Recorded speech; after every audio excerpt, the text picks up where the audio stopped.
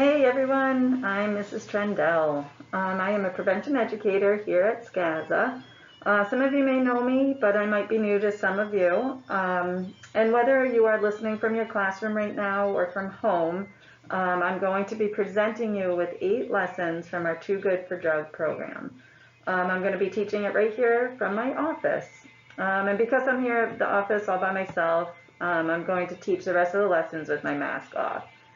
In these 8 lessons, we will be learning important skills that will teach you to stay happy, healthy, and confident. So in today's lesson, we will be learning how to set reachable goals. So this is the 5th grade lesson 1. To start the lesson today, I'm going to ask you some questions. So I want you sitting where you're sitting to raise your hand if you know how to do any of these things that I'm going to ask you. So raise your hand if you know how to ride a bike. Raise a hand if you know how to use a computer or use chopsticks. Raise your hand if you know how to play a sport like soccer or basketball or gymnastics, maybe dancing. Raise your hand if you know how to study for a test. By now, 5th grade, you've had plenty of tests. Or maybe speak a second language. Or maybe care for a pet. Some of you may even live on a farm, maybe know how to take care of farm animals.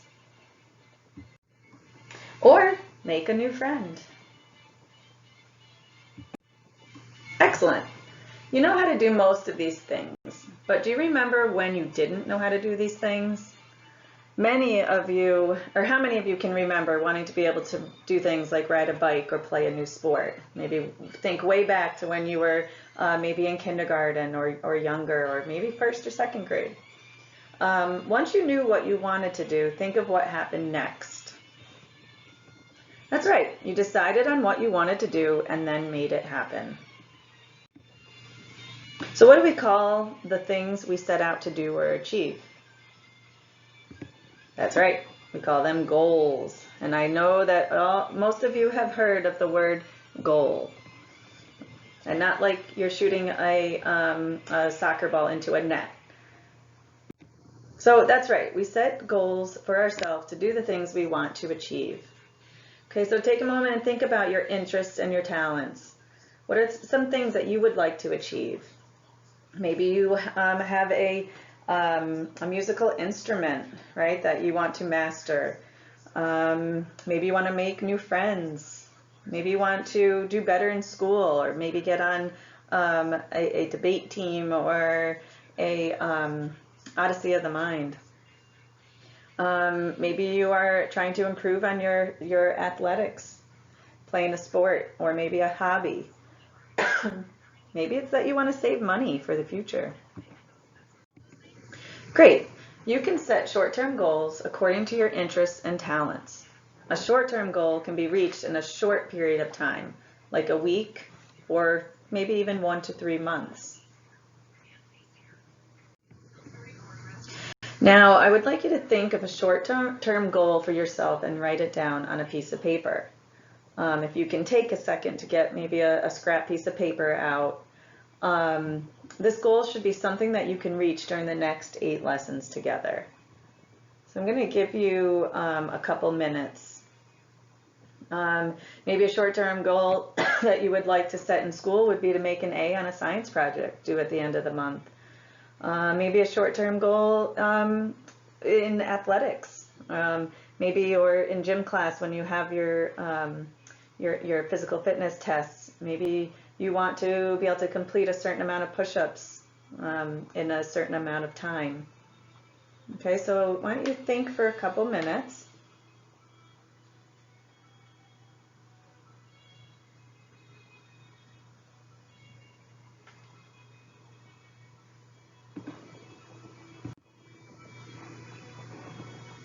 Okay, so hopefully everybody has an idea of something that they would like to achieve in the next 10 weeks.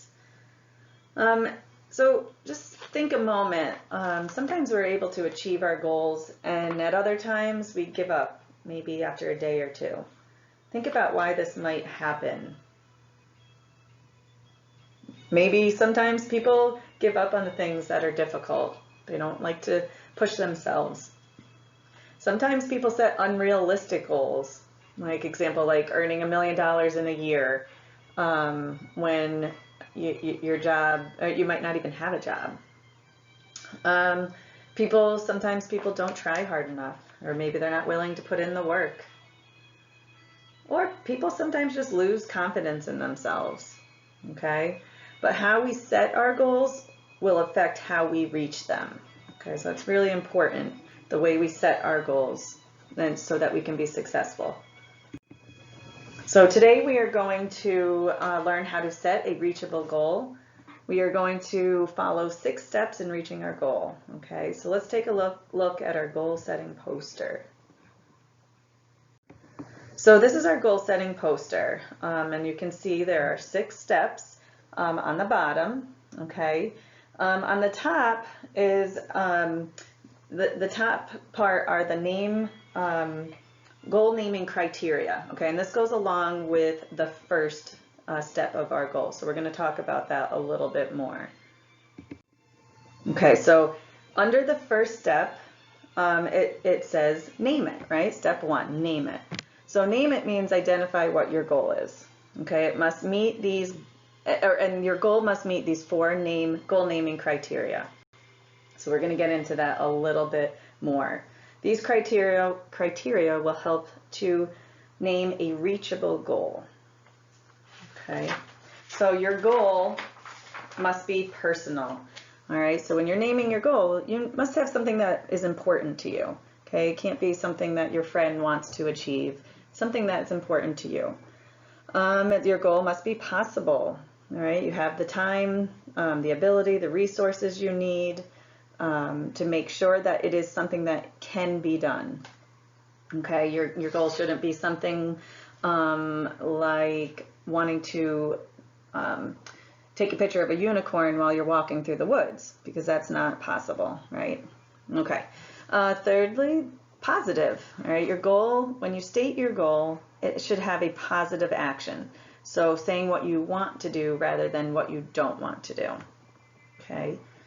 And lastly, for our goal naming criteria, your goal must be specific. Okay, your goal is measurable so that you know when you have achieved it or reached it. So you will have a time, a certain amount of time that you want to reach it in, and a specific something specific. And we'll get into this a little more so that you'll understand that a little bit better. Okay, so if your goal is not personal to you, if it's not possible or stated positively, if it's not specific enough, you may give up on it after a day or 2. Okay, so that's why it's important to make sure that it meets those criteria. Okay, so now we're going to go back to, okay, sorry about that. So now we're going to go back to the 6 steps. So we just covered the first step, which is naming your goal. And remember, we met the 4 criteria, goal naming criteria, which is personal, possible, positive, and specific. So now we're going to look at step number 2, which is picture yourself reaching it. Okay, so when you can imagine yourself reaching your goal, you know what you're working towards, and you will be more confident. The third step is saying I can, okay, so is a way to cheer yourself on, okay, remind yourself you are capable and you will succeed, okay, so positive thinking.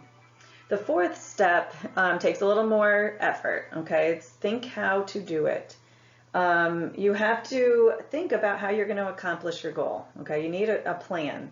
So you're going to think about all your resources that you will need and list the action steps that will take you to reach your goal. Okay, so you're gonna have to do some work on that to make your plan.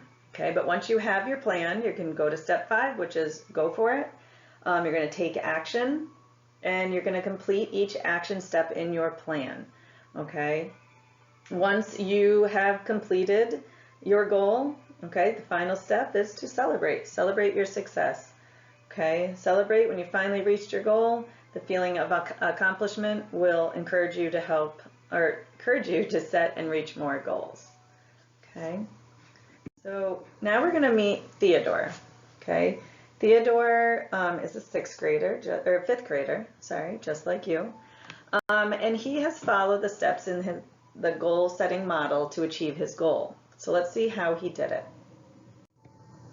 Okay, step 1. All right, so Theodore loves to paint. Okay, and because Theodore loves to paint and he's really good at it, he wants to challenge himself to see what others think of his work. So step 1, he's going to name his goal. So Theodore's favorite activity is painting. His favorite subject in school is art. To challenge himself, Theodore wants to enter the spring art contest at school. The winner's artwork will be published in the yearbook. Theodore named his goal by saying, "I will get my artwork published in this year's spring art contest." Okay, so now because we named our goal, we got to make sure that our goal meets the 4 goal naming criteria. So Theodore named his goal. His goal is personal. Okay, so his goal is personal. He loves art. It's important to him, and he wants to challenge himself. Right? So check. It's personal. Good. His goal is possible. Okay, it's possible. He's a very talented artist, and he has the time, he has the ability, and he has the resources he needs. So resource would be maybe art supplies, or maybe people that were going to help him get the right art supplies. His goal is positive. Okay, he states what he wants in a positive action. He doesn't say what he doesn't want to do. Okay, his goal is specific. Okay, he tells us that he will accomplish this goal in this year's spring concert. So good job, Theodore. You covered all of those 4 criteria. Okay, he's going to move to step 2. Going to picture himself reaching it. Okay, so picture himself. So next, Theodore closes his eyes and he imagined himself receiving his yearbook and opening it to the page where the artwork was displayed. Okay, so he's picturing in his head, he's picturing himself reaching the goal. Okay. Step 3, he's going to say, "I can," right? Theodore told himself, "I can win this art contest because painting is my talent," right? So he's using positive self-talk. He's saying, "I can do this," and this will help him boost his confidence and help him to go forth with this goal. Step 4, he's going to think of how to do it. So Theodore had to think about what he would accomplish or how he would accomplish his goal. He made a list of supplies that he would need.